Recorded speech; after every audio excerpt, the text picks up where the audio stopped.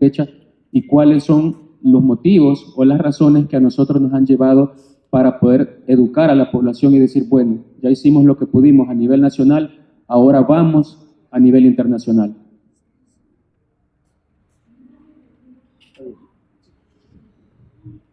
Buenos días, estimados amigos y compañeros de lucha, por decirlo así. Es un honor tenerlos a ustedes acá y estar junto a ustedes, con el propósito y finalidad de que se enteren precisamente de las dificultades que ha traído consigo el régimen de excepción aprobado el 27 de marzo del 2022. Los efectos ya son conocidos de todos, porque los que están aquí, la mayoría son víctimas. No solo son víctimas los que están detenidos, sino son víctimas también los hijos, los padres, los abuelos, las esposas o compañeros de vida. Entramos en una etapa en donde se cierran los espacios, no solo de organización, sino que se amenaza la libertad personal de cada uno. Se amenazan a los hijos, se amenaza a todo el pueblo, se amenaza la organización social y se restringen derechos, es decir, la libertad en su conjunto de los derechos fundamentales y las libertades personales. Voy a disculparme en nombre de los otros compañeros. La licenciada Escobar no pudo estar, tiene un problema, un asunto de fuerza mayor que le impide asistir. Y los abogados que son parte del equipo de defensa penal están en audiencia en este momento en el oriente del país. Por ello no han podido participar con nosotros. El tema principal que me ocupa, quisiera plantearlo en 3 elementos básicos. El primero es el principio de legalidad que rige todo proceso, sea administrativo o penal, que debe cumplir las reglas mínimas establecidas en el marco del respeto de los derechos humanos. Está completamente violentado, ya que se han creado normas y se han creado leyes posteriores al Código Penal y Procesal Penal, con sucesivos decretos 803, 804, 333 que del inicio, y otros que están en marcha, que van en riesgo a restringir precisamente las libertades de las personas inocentes, más que todo detenidas. Estamos de acuerdo que se procese el que ha faltado a la ley, el que ha cometido delitos, pero no a las personas que no han participado en algo. Esto está violentado precisamente. Entonces, no hay órdenes y resoluciones que se respeten en el país. No hay procedimientos como lo establece el artículo 13 de la Constitución de la República, que son los términos y plazos. Los han alargado a 15 días la detención administrativa y luego pasan a detención provisional, no sé por cuánto tiempo, 2, 3 años o 4 años, de acuerdo a como se le ocurra. Y además, las reformas penales que están por ahí todavía, que no han sido, si bien es cierto, han sido aprobadas, pero no han entrado en vigencia, que van a calcular el delito que le corresponde por la pena y va a tener que cumplir supuestamente la mitad. Si el delito tiene 30 años de prisión, podría pasar, según las estimaciones, 15 años en detención provisional sin juicio previo. Eso es grave. Y así sucesivamente el camino, ¿no? Un camino espinoso que no es creado ciertamente por las condiciones sociales en que estamos, sino que se creó a partir de los descuidos, precisamente estatales, en relación a la atención de los ciudadanos. Y la arbitrariedad que se genera, las ilegalidades que se producen en función de hacer números y en función de un gasto que está afectando frecuentemente a las familias.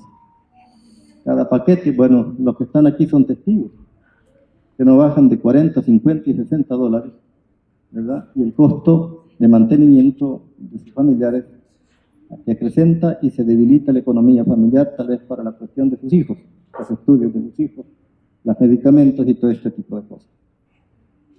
De allí, en el debido proceso legal, son asuntos importantes que hay que tener bastante claridad o asumir la responsabilidad o la visión de cómo está operando el sistema en este momento. Tiene que ver, ¿verdad?, que la persona privada de libertad, si bien es cierto, se le restringe ese derecho de movilidad, pero no se le deben de restringir otros derechos como a la salud, a la educación, a la readaptación, que esa es la finalidad de las leyes en materia sancionatoria, y que debe de buscarse la reactivación o la readaptación de la persona, si fuera el caso, para poderlo llevar socialmente después a la vida pública.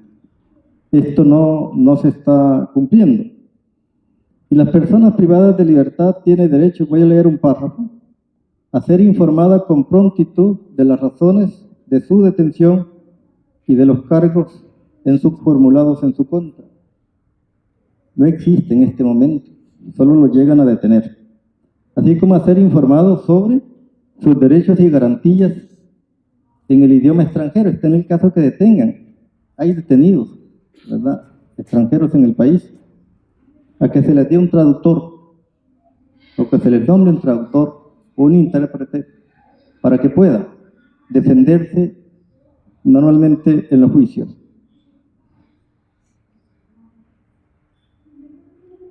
Tiene también derecho a ser oídos y juzgados con las debidas garantías y dentro de los plazos razonables de lo que ya hablábamos. Esos plazos razonables tienen que ver con la detención provisional, que antes estaba de 6 meses como máximo, ahora pues se alarga 2, 3, 4 y no sé cuántos años podría estar surtiendo efectos próximamente. El juez debe de estar autorizado con anterioridad, debe de ser un juez capacitado y pasado por los filtros para ser llevado a la magistratura para administrar las leyes. No pueden ser impuestos al arbitrio de una decisión política del presidente de la República o de Casa Presidencial. Lo que está ocurriendo ahora es lo contrario. Según informaciones, es Casa Presidencial quien los nombra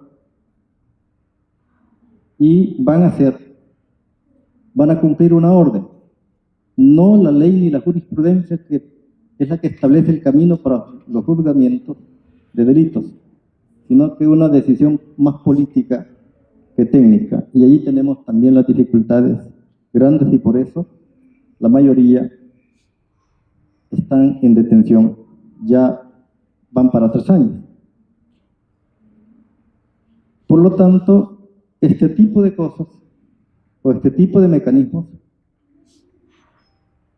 llevan la finalidad de no solo lo que es la amenaza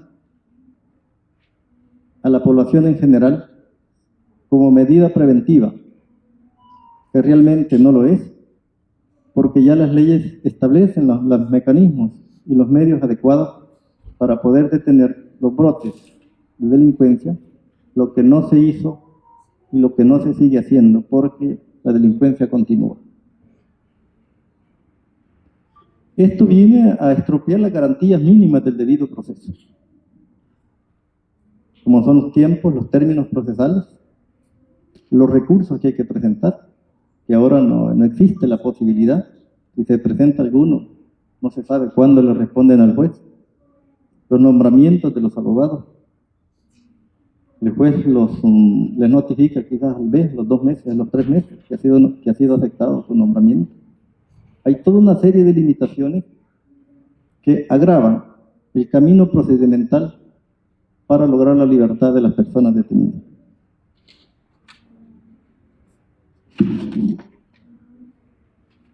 De allí, en nuestro trabajo efectivo, ¿qué es lo que nosotros hacemos?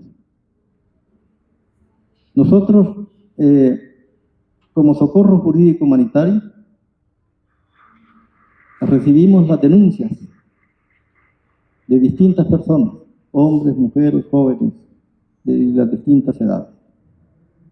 ¿Qué hacemos nosotros? Primero, escucharlas. Segundo, entrevistarlas. Tercero, pedir la documentación adecuada para la gestión de los procesos. Y cuarto, elaborarle el recurso de exhibición personal como proceso constitucional o proceso constitucional de habeas corpus. Tercero, si el caso se agrava o es más grave, que amerite, buscamos los medios o los mecanismos de que el equipo de abogados que nos apoyan para que pueda defender el caso. Pero son casos específicos, porque no tenemos la capacidad ni financiamiento preciso para costear la defensa técnica de las personas detenidas. Documentamos la información, organizamos un expediente que enviamos a la Procuraduría de Derechos Humanos, que hasta el momento tenemos aproximadamente 460 casos puestos a la orden para que nos ayude a investigar desde el 2022 y hasta esta fecha, de septiembre de 2022 y hasta esta fecha no tenemos respuesta alguna. Y se presentó la delegada o el delegado de la Procuraduría al penal, igual juzgado a verificar el expediente, el estado de salud en que se encuentra. De eso no tenemos absolutamente nada, porque también sabemos de que el director de centros penales tiene órdenes estrictas de no permitir o dar información al respecto de los detenidos. Es decir, que la situación se agrava en la medida en que los familiares desconocen precisamente el estado actual y o el paradero de sus hijos o de su familia. De estos esfuerzos, en la búsqueda de las soluciones de estos acontecimientos, coordinamos también con el Comité Internacional de la Cruz Roja, iniciado este año con procesos mínimos. Se han presentado por allí como 5 expedientes de personas prácticamente inocentes, porque sí revisamos y analizamos la información y establecemos mecanismos o filtros, ¿verdad? Aunque sabemos que todos tienen derecho, pero con la diferencia del que es inocente y el que ha cometido falta tiene que responder de acuerdo a las evidencias que capte la policía, si es que lo hace, si es que lo hace, y la decisión del juez, que es el último en hacer la valoración correspondiente para sentenciar o condenar a una persona. De ahí que el llamado, pues, ¿verdad?, a todos a hacer énfasis en la denuncia, tanto individual, personal como colectiva, o abocarse a las instancias, porque no solo somos nosotros, hay otros organismos de derechos humanos. Pero nosotros estamos al frente de esto, precisamente con nuestros propios esfuerzos.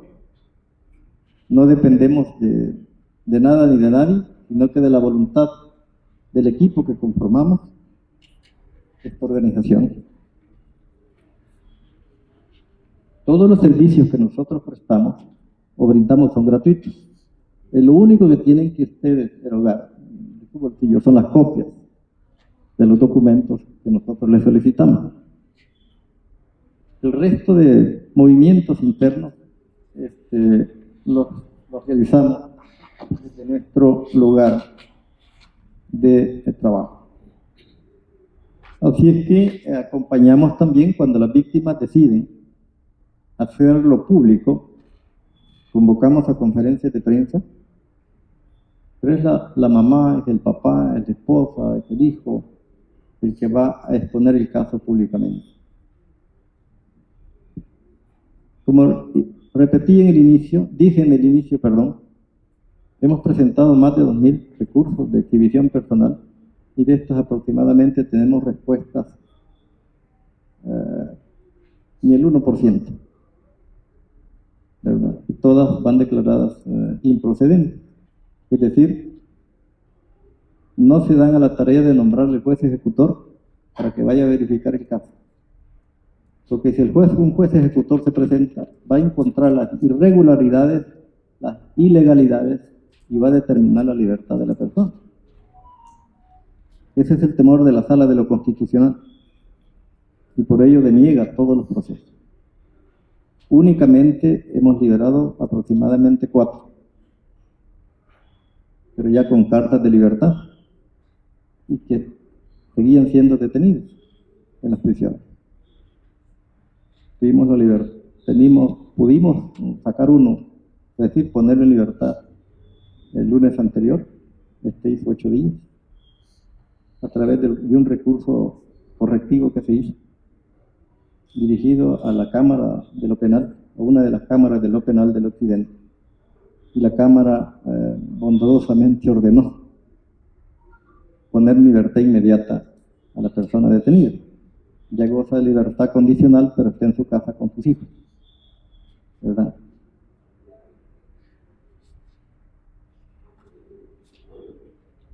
El camino emprendido no es una cuestión fácil, sino es una cuestión de trabajo permanente, constante, de investigación, de trabajo, de entereza, de verdad y veracidad en las cosas. Y eso es lo que nosotros, eso es lo que pedimos, la verdad de los hechos, la sinceridad a quien entrevistamos,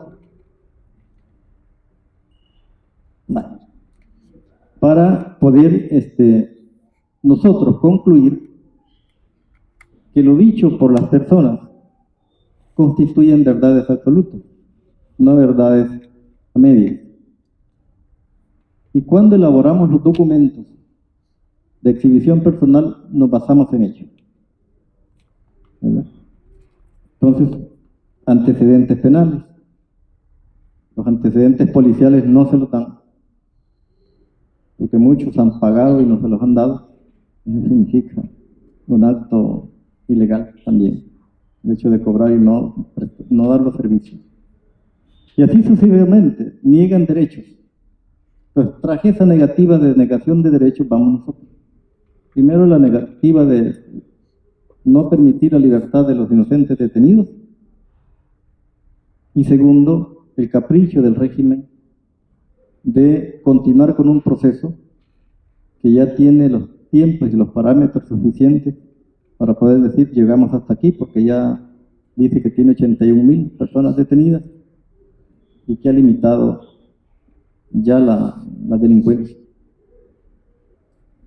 Pero en el campo específico se nota y vemos que no se ha terminado.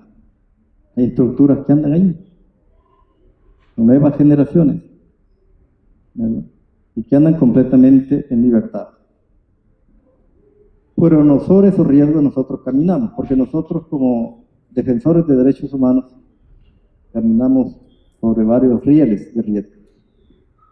El primero es la delincuencia organizada, el segundo es la persecución penal del gobierno, el tercero es la persecución política de los actores del país que nos señalan de estar defendiendo pandilleros y cuando hemos pedido evidencia no nos han dado respuesta.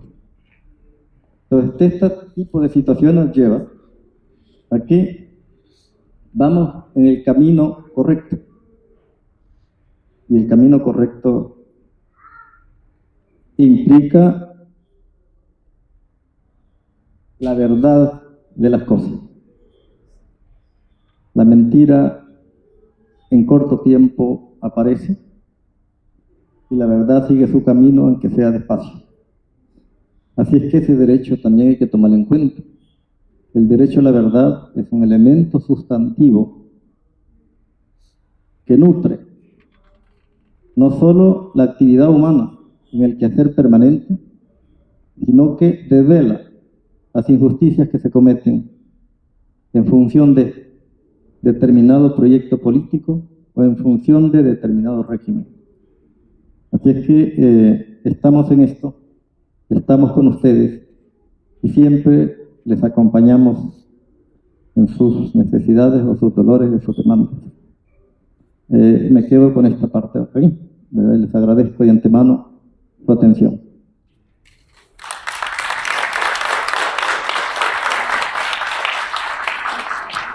Bueno, esas eran las palabras del licenciado Oscar Rosales para dar por lo menos un repaso de lo que viene siendo el trabajo del socorro jurídico como tal.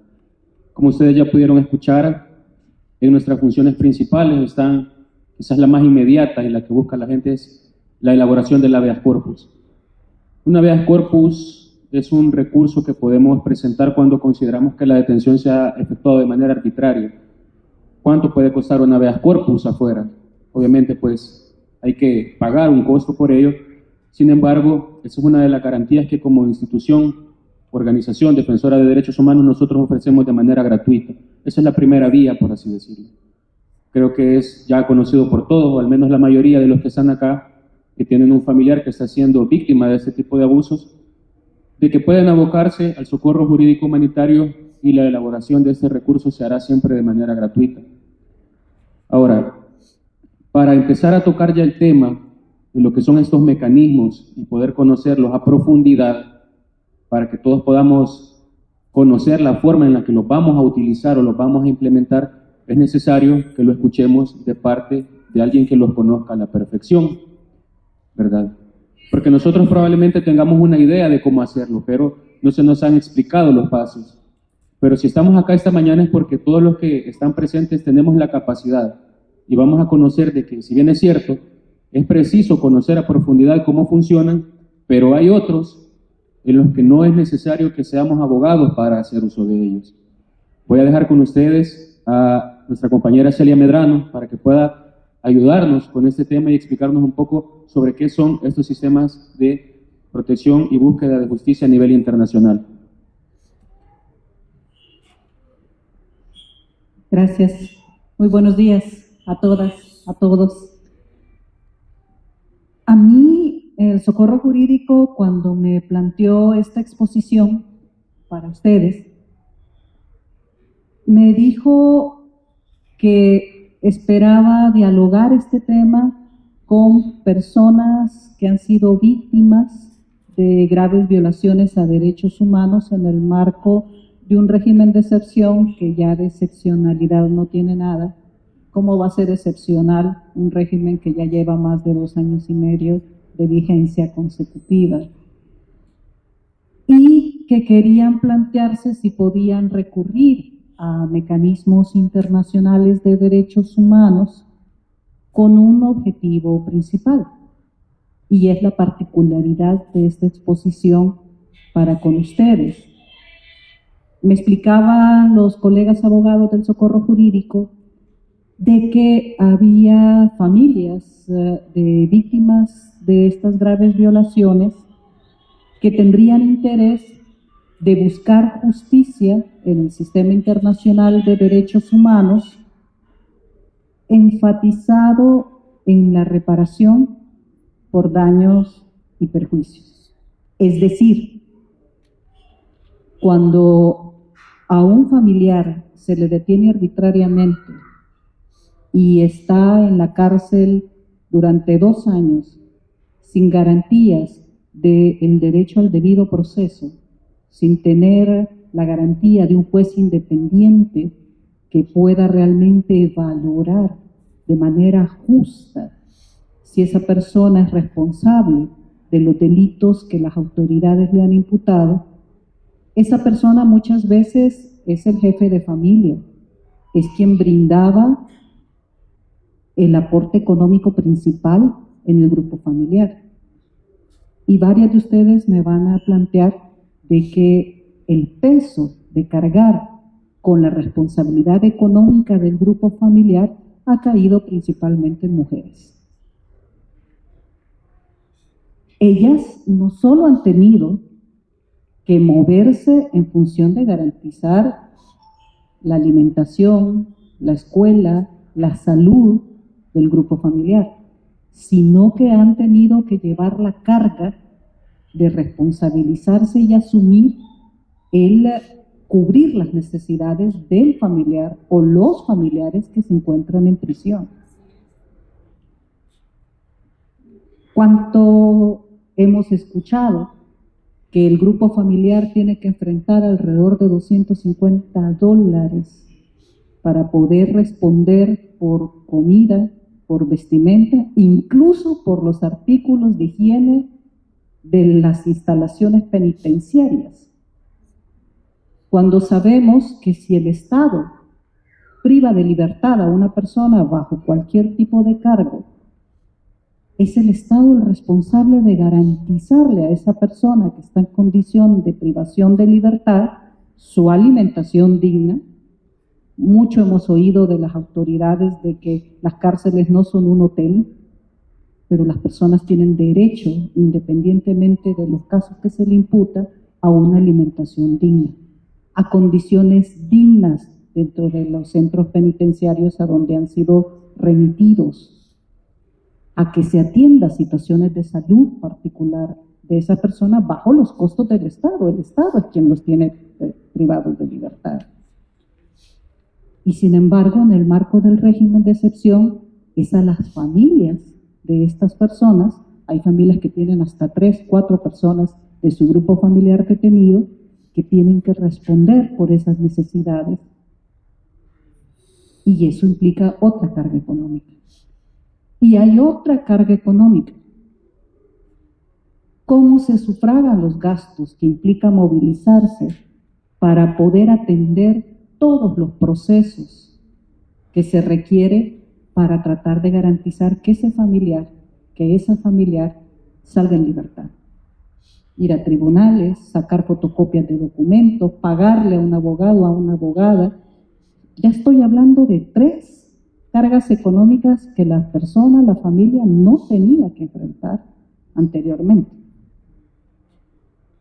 También tenemos que hablar de aquellos, por ejemplo, que han tenido un negocio, un emprendimiento, y la privación de libertad, la desaparición involuntaria de su familiar, las condiciones de persecución en las que se encuentran por acoso por las autoridades, han tenido que descuidar o abandonar esa fuente de ingresos de la familia a través de un pequeño emprendimiento. Dejaron de percibir la ganancia que les garantizaba un puesto de comida en la calle, un puesto de reparación de vehículos, de llantas, por poner un ejemplo, también de carácter informal. Entonces ya estamos hablando de una serie de aspectos que ha implicado un daño económico, una pérdida económica a las personas y a sus familias que sufren violaciones a derechos humanos en el marco de la implementación arbitraria de un régimen de excepcionalidad. Y los colegas del socorro jurídico eso me estaban planteando. Y tuvimos una discusión previa con ellos. A la par tenemos un evento de la Asociación Pro Búsqueda de Niños y Niñas desaparecidos durante el conflicto armado. Y muchas veces he escuchado de ellos, de ellas, no hay manera de reparar económicamente el daño moral, el sufrimiento de haber vivido la desaparición de un familiar. No hay manera que eso tenga una reparación económica. No hay indemnización que pueda calcular cuánto vale ese sufrimiento y esa pérdida. Sin embargo, en mecanismos como la Corte Interamericana de Derechos Humanos, sí hay jurisprudencia. Cuando hablamos de jurisprudencia, hablamos de los precedentes que otras sentencias o opiniones consultivas de una instancia como la Corte Interamericana de Derechos Humanos va dejando como antecedentes para que otros juzgadores, para que otras juzgadoras tomen como referencia esas sentencias dadas anteriormente o esas opiniones consultivas para tomar una decisión de carácter judicial. Por ejemplo, a nivel nacional, una jueza de El Salvador puede basarse en jurisprudencia de la Corte Interamericana de Derechos Humanos para determinar y tratar de calcular cuál podría ser la indemnización económica por el daño causado a un familiar de una víctima de detención arbitraria, por ejemplo, o a la misma víctima que ha sufrido torturas dentro de un centro de detención. Y eso es la primera parte que yo quiero hablar con ustedes. O sea, estamos partiendo que no hay manera que económicamente eso pueda tener un equivalente. El que está en contra de lo que estoy diciendo, que me lo diga. Pero yo no conozco un familiar que si le dicen que le van a indemnizar $100,000 porque su familiar que ha estado 2 años en prisión no salga. Yo no conozco un familiar que diga, ah, no, entonces que siga en la cárcel, pero a mí me van a dar $100,000. No conozco yo a esa persona todavía. Entonces, lo primero que vamos a tratar de plantearnos es que la reparación ya de carácter económica, la indemnización por daños y perjuicios, no tiene un equivalente, pero que sistemas internacionales de derechos humanos, el sistema universal, que es el que corresponde a Naciones Unidas, y el sistema interamericano, que es la Comisión Interamericana de Derechos Humanos y la Corte Interamericana de Derechos Humanos, nos están planteando de que sí han hecho sentencias y han hecho recomendaciones en donde hay precedentes de cómo puede calcularse ese daño moral. Vamos a hablar sobre eso, pero insisto de que estos cálculos tienen una serie de precedentes, pero parten de lo principal. Nadie va a reparar económicamente la pérdida durante 30 años de un familiar desaparecido, por ejemplo, o el sufrimiento que una víctima de tortura ha tenido durante 2 años estando dentro de la cárcel. Partiendo de esto, yo quiero contarles cómo he preparado esta conversación con ustedes. Me aclararon los colegas del Socorro Jurídico de que, aunque es una exposición que tiene una base académica, que tiene una base jurídica, no viniera yo a hablarles de artículos de la Convención Interamericana de Derechos Humanos, del artículo del Pacto Internacional de Derechos Civiles y Políticos, porque lo voy a aburrir.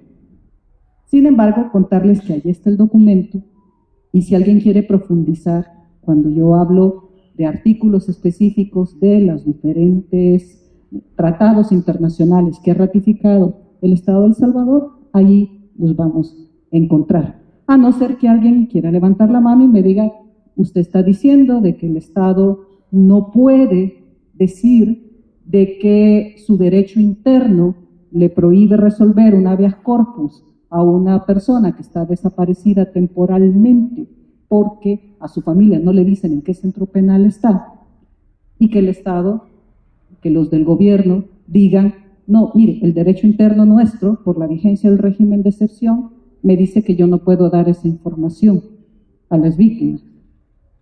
El Estado, ninguna autoridad puede decirle de que porque está cumpliendo el régimen de excepción, sí se los pueden decir, pero es ilegal que se los digan. Es arbitrario que les digan, que tomen una acción de ese tipo, que les digan de que no pueden darle la información de dónde está detenido su familiar o dónde fue trasladado, porque hay régimen de excepción. Entonces, el Estado no puede argumentar que cumpliendo una norma interna violenta una norma internacional. Y es parte de lo que vamos a platicar. Entonces yo les cuento en palabras muy sencillas, porque no he venido aquí a hablar como abogada, experta, y a saturarles de nombres de organismos, de leyes, de pactos, de convenciones, contarles más o menos cómo he preparado la plática con ustedes hoy. Miren, en primer lugar vamos a hablar un poco de cómo se entiende el régimen de excepción, un régimen de excepcionalidad desde instrumentos internacionales de derechos humanos que ha firmado y que ha ratificado el Estado de El Salvador en uso de su soberanía. ¿Cuántas veces han escuchado que de funcionarios públicos que dicen, no, el Comité de la Desaparición Forzada de Naciones Unidas no puede venirme a decir qué tengo que hacer? Esa es una injerencia a mi soberanía. Levante la mano quien ha escuchado algo así. Fíjense que no puede invocarse soberanía cuando El Salvador ha ratificado un instrumento internacional planteando precisamente el uso de su soberanía. ¿Quién llegó con una pistola a decirle al Estado de El Salvador, tiene usted que firmar el Pacto Internacional de Derechos Civiles y Políticos? ¿Han sabido de algo? De manera soberana, el Estado asumió el compromiso. Y es lo primero que vamos a hablar. Dentro de esa norma internacional de derechos humanos, ¿cómo se entiende un régimen de excepción? Después vamos a hablar, ¿y por qué tenemos que hacer eso? Para que a ninguno de ustedes les engañe con decirles, no, pero mire, eso en el régimen de excepción no vale porque estamos en régimen de excepción. Hay normativa internacional que dice que hay cosas que cumplir por parte de las autoridades de este país, aunque haya un régimen de excepción. Y hay derechos que no se pueden violentar, aunque haya un régimen de excepción. Y vamos a hablar sobre eso. Después vamos a platicar un poco de a qué sistemas estamos hablando. El colega les estaba planteando que íbamos a hablar de sistemas convencionales, de mecanismos convencionales, que no son otra cosa que los que están contemplados en tratados y en convenciones internacionales que El Salvador se ha responsabilizado, se ha obligado a cumplir. Y que dentro de esos tratados, ahí dicen artículos específicos de que hay también un mecanismo que estará monitoreando, y el Estado salvadoreño le ha autorizado para ello, ha reconocido su competencia para que esté monitoreando si cumple ese tratado que se ha comprometido a respetar. Y hay mecanismos especiales, también de Naciones Unidas, en el Sistema Universal de Naciones Unidas. Esos no están contemplados en una convención, no están contemplados en un tratado, pero sí hay una instancia que se llama Consejo de Derechos Humanos de Naciones Unidas, que ha dicho es necesario ver una situación particular en un país, es necesario ver ciertos temas que requieren cierta especialización y por lo tanto voy a hacer un trabajo de mecanismos especiales. Entonces me van a tener que soportar porque vamos a hablar de cuáles son esos mecanismos y cómo es que se activan. Y hablaremos de mecanismos del Sistema Interamericano de Derechos Humanos, que aunque también el Sistema Interamericano tiene relatores especiales, principalmente estaríamos hablando de la Comisión Interamericana de Derechos Humanos y de la Corte Interamericana de Derechos Humanos.